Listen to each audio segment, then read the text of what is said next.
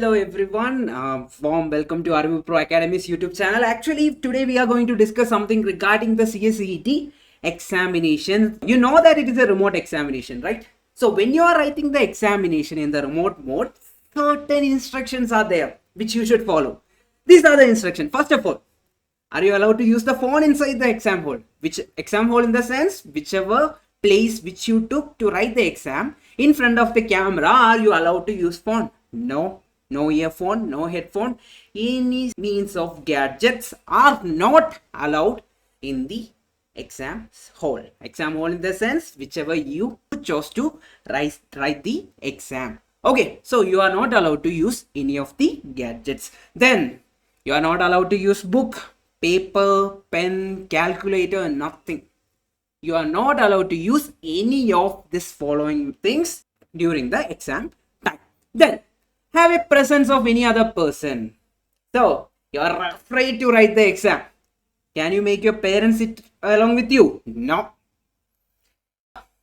If they found out there is a person which is not you in the camera, they will withhold your result. So make sure that you are writing the exam alone and in a separate place where no one else is there. Then read questions and answers loudly.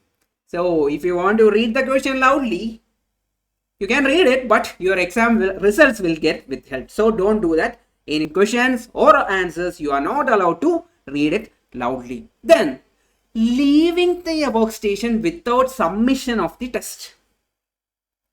So you did everything and you left without submitting the test. Your result is also withheld. So don't do that. Then having eye contact outside the screen. If you are writing the exam, you should make sure that you should always look into the screen itself.